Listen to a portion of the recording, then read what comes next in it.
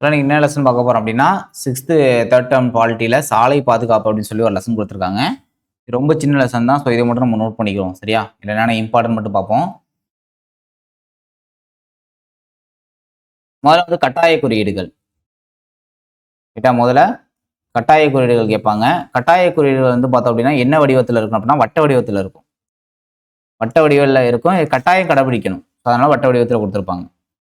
அதுக்கப்புறம் எச்சரிக்கை குறியீடு முக்கோண வடிவத்தில் கொடுத்துருப்பாங்க. இது பொதுவாக முக்கோண வடிவத்தில் காணப்படுகிறது. இது வந்து எச்சரிக்கை பண்ணக்கூடியது தான். ரைட்டா? அதுக்கப்புறம் அறிவுறுத்தும் குறியீடுகள் செவ்வக வடிவத்தில் இருக்கும். அறிவுறுத்தும் குறியீடுகள் செவ்வக வடிவத்தில் காணப்படும். ஸோ அது மட்டும் சிவப்பு வளையம் இருந்துச்சு அப்படின்னா அது எது செய்யக்கூடாது. அப்போ எதிர்மறை அறிவுறுத்தலாக இருக்கும். இது என்ன பண்ணணும் அப்படின்னு சொல்லும். நீல வட்டங்கள் அது மட்டும் தெரிஞ்சா போதும். இது தெரியும். சிவப்புனா நெல், பச்சை மஞ்சள்லாம் கவனிக்கிறது. அடுத்து பச்சைனா செல்லு. சரியா? இதெல்லாம் நமக்கு தெரியும். அப்புறம் பாதசாரிகள் கடக்கும் இடம் ஜீப்ரா கிராசிங். அது வந்து 1934 வந்து பார்த்தோம்னா இங்கிலாந்துல கொண்டு வந்தாங்க. பிரிட்டன்ல கொண்டு வந்திருப்பாங்க. பாதசாரிகள் சாலையில் கடக்கும் பகுதி 1934 வந்து கொண்டு வந்தாங்க. அப்புறம் பெலிஷா பேக்கன் அப்படின்னு சொல்லக்கூடிய ஒளிக்கம்பங்கள் வந்து அமைச்சிருப்பாங்க. பெலிஷா பேக்கன்னா பிரிட்டனோட அமைச்சர், போக்குவரத்து அமைச்சர். கோரி பெலிசா அப்படின்ற பெயர்ல வந்து அமைக்கப்பட்டது. ஜீப்ரா கிராசிங் எனப்படும் கருப்பு வெள்ளைகளாலான பட்டைகள் கருப்பு வெள்ளை கோடுகளாக மாறுதிருக்கு. எப்போ அப்படின்னா 2ஆம் உலகப் போருக்கு பின் ஜீப்ரா கிராசிங் வந்து உருவாக்கப்பட்டதா சொல்றாங்க. ரைட்டா?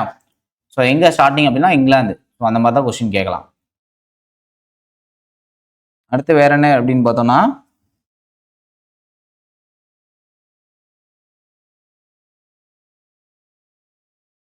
சாலை குறியீடுகள் போக்குவரத்தை ஒழுங்குபடுத்தவும் ஆபத்துகள் குறித்து எச்சரிக்கவும் சாலை பயன்பாட்டாளர்களுக்கு வழிகாட்டியாய் விளங்குகின்றன. அப்புறம் 8 வயதிற்கு உட்பட்ட குழந்தைகள் வந்து பெரியவர்கள் துணையோட தான் சாலையை வந்து கடக்கணும். ஸோ இது தெரிஞ்சு வச்சுக்கணும்.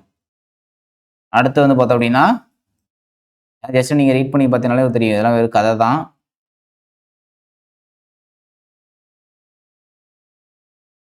அதுக்கப்புறம் வேற என்ன இருக்கு அப்படின்னு பார்த்தோம்னா 12 வயதுக்கு மேற்பட்ட குழந்தைகளை வாகனத்தில் பின் இருக்கையில் அமர்த்தணும். இப்போ 12 வயசுக்கு மேல இருந்தது அப்படின்னா அது பின்னாடி உட்கார வைக்கணும் அப்படின்னு சொல்றாங்க. ரைட்டா? ஸோ இதை மட்டும் நோட் பண்ணிங்க. இதை தவிர வேற எதுவும் இந்த லெசன்ல இருக்காது. அவ்வளோதான். தேங்க்யூ.